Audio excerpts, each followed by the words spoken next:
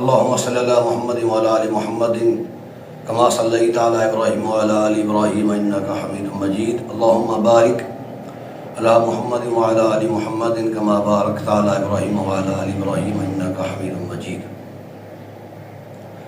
اللہ تبارک و تعالیٰ کی ذات کا بے شمار مرتبہ شکر ہے کہ اس نے ہمیں قرآن پاک جیسا عظیم نسخہ عطا فرمایا اور قرآن پاک میں 114 صورتیں عطا فرمائیں. اور یہ جو صورتیں ہیں ہر صورت کی اپنی فضیلت ہے. سورۃ توبہ کو پڑھ لیں، سورۃ توبہ کے وظائف اور سورۃ توبہ کی فضیلت کو دیکھیں تو دل کرتا ہے کہ سورۃ توبہ کو ہی پڑھتے رہیں. سورہ بقرہ کی فضیلت کو پڑھتے ہیں تو دل کرتا ہے کہ سورہ بقرہ ہی پڑھتے رہیں. سورہ یاسین کی فضیلت کو دیکھیں تو دل کرتا ہے کہ سورہ یاسین کو ہی پڑھتے رہیں. تو اسی طریقہ سے جو قرآن پاک میں سب سے چھوٹی صورت ہے سورہ اخلاص، قل هو اللہ احد اللہ الصمد لم یلد ولم یولد ولم یکن لہ کفوا احد، جس کی 4 آیتیں ہیں اور یہ بہت ہی مختصر اور چھوٹی سی صورت ہے. اور یہ صورت دکھنے میں لکھنے میں بہت چھوٹی ہے، لیکن اس سورہ کے فضائل و کمالات و معجزات بہت زیادہ ہیں. کیوں؟ اس میں اللہ تبارک و تعالیٰ کی وحدانیت بیان کی گئی ہے.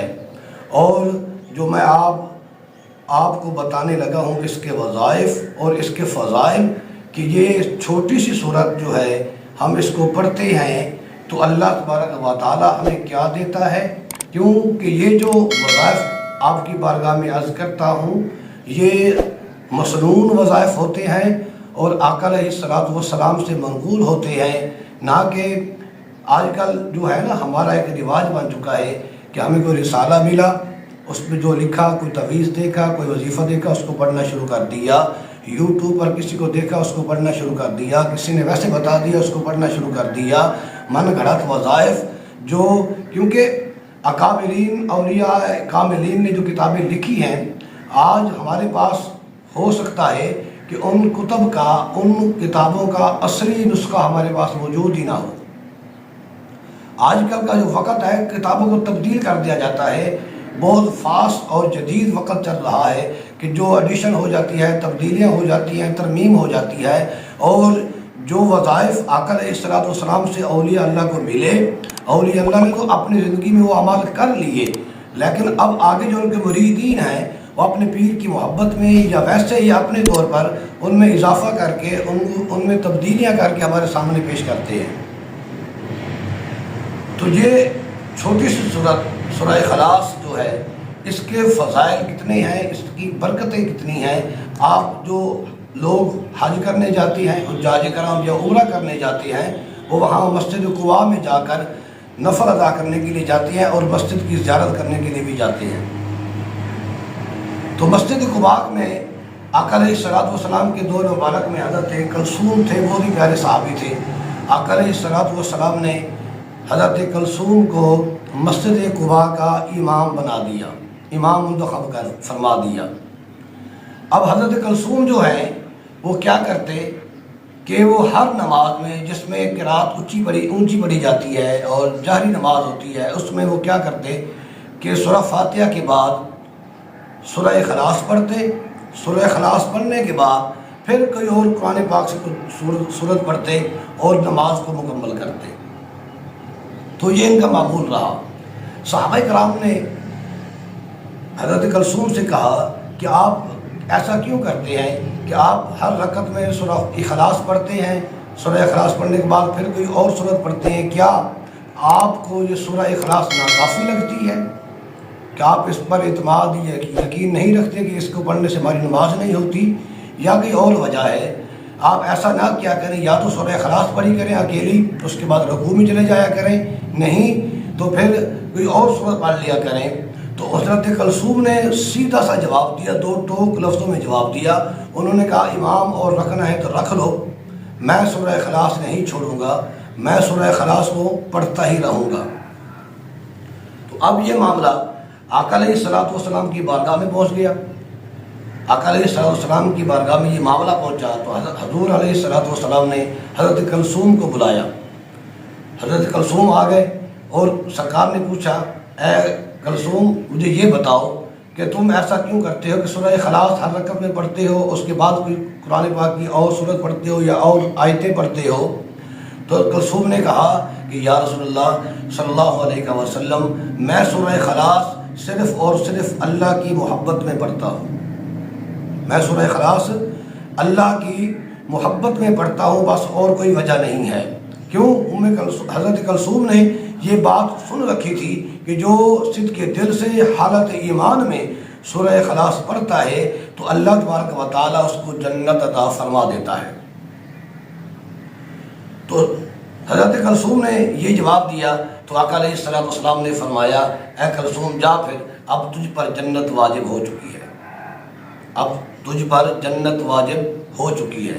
تو سبحان اللہ، دیکھیں کہ سورہ اخلاص لکھنے میں دکھنے میں چھوٹی ہے، لیکن جو بندہ اس سے محبت کرتا ہے، اس کو بار بار پڑھتا ہے تو اللہ کریم اسے جنت عطا فرماتا ہے۔ اسی طریقہ سے حضرت ابو ہریرہ رضی اللہ تعالیٰ عنہ فرماتے ہیں کہ میں حضور کے ساتھ تھا، ایک شخص نماز پڑھ رہا تھا تو نماز کے اندر اس نے سورہ فاتحہ کے بعد پڑھا، قل هو اللہ احد اللہ الصمد لم یلد ولم یولد ولم یکن لہ کفوا احد۔ تو سرکار نے فرمایا واجب ہو گئی، واجب ہو گئی، واجب ہو گئی۔ حضرت ابو ہریرہ فرماتے ہیں میں نے سرکار سے پوچھا حضور کیا واجب ہو گئی؟ فرمایا آپ نے سنا نہیں، وہ سورہ اخلاص پڑھ رہا ہے، قل هو اللہ احد اللہ الصمد لم یلد ولم یولد ولم یکن لہ کفوا احد، وہ نماز میں سورہ اخلاص پڑھ رہا ہے تو اس پر جنت واجب ہوگی، اس پر جنت واجب ہوگی، اس پر جنت واجب ہوگی۔ اسی طریقہ سے حضرت انس بن مالک رضی اللہ تعالی عنہ ارشاد فرماتے ہیں، روایت فرماتے ہیں کہ آقا علیہ السلام نے فرمایا کہ جو شخص رات کو سوتے وقت اپنے بستر پر لیٹ کر، دائیں کروٹ پر لیٹ کر سورہ اخلاص 100 بار پڑھتا ہے اور سو جاتا ہے اور اس کو اپنا معمول بنا لیتا ہے تو اللہ تبارک و تعالیٰ اس سے جنت عطا فرما دیتا ہے۔ اللہ اکبر۔ حضرت انس بن مالک روایت کرتے ہیں کہ آقا علیہ السلام نے فرمایا کہ جو شخص اپنے بستر پر لیٹ کر، دائیں کروٹ پر لیٹ کر سورہ اخلاص 100 بار پڑھ کے سوتا ہے تو بروز قیامت اللہ تبارک و تعالیٰ اس سے اس شخص کو بلائے گا اور اس سے کہے گا کہ تو اپنے بستر پر لیٹ کر، دائیں کروٹ پر لیٹ کر سورہ اخلاص پڑھتا تھا تو آج تو بھی بغیر حساب کے اب تیرے نام اعمال کو نہیں ٹٹولا جائے گا، تیرے نام اعمال کی جانچ پڑتال نہیں ہوگی، اب تو بغیر حساب کے جنت کی دائیں طرف سے داخل ہو جا۔ سبحان اللہ۔ یہ جو وظائف ہیں یہ آقا علیہ السلام سے منقول ہیں اور آقا علیہ السلام کے بتائے ہوئے وظائف ہیں، ان پر عمل کیا کریں، نہ کہ جہاں سے کچھ دیکھا منہ میں لے لیا، جہاں سے کچھ لیا اس کو پڑھنا شروع کر دیا۔ ایسے پڑھنے سے کیا ہوگا کہ ہم رجعت کا شکار ہو جائیں گے، تباہ و برباد ہو جائیں گے۔ پڑھ تو ہم ثواب کی خاطر رہے تھے، لیکن جو بتانے والے ہوتے ہیں وہ اپنے پیسے کی خاطر بتا دیتے ہیں اور ان کا طریقہ کار غلط ہوتا ہے۔ جو مسنون وظائف ہیں جو آقا علیہ السلام سے ہمیں ملے ہیں، ہمیں دین ملا ہے تو آقا علیہ السلام کے در سے ملا ہے، اللہ ملا ہے تو اللہ آقا علیہ السلام کے وسیلہ سے ملا ہے، تو ہمیں جو وظائف ملے ہیں جو آقا علیہ السلام کے وسیلہ سے ملے ہیں ان پر عمل کیا کریں، اور ہماری کامیابی، ہماری نجات بھی اسی میں ہے کہ جو وظائف آقا علیہ السلام کے مسنون ہیں، جو سرکار کے بتائے ہوئے ہیں، ان پر عمل کریں۔ اگر آپ کو یہ ویڈیو اچھی لگی ہے تو اس کو شیئر کر دیں۔ شبان المعظم کا بابرکت مہینہ ہے، اس میں اس کو زیادہ سے زیادہ پڑھیں تاکہ شب برات تک اللہ تبارک و تعالیٰ کی رحمت اور اللہ کریم کی خوشنودی حاصل ہو سکے۔ اور پھر ملیں گے نیکسٹ ویڈیو میں۔ السلام علیکم۔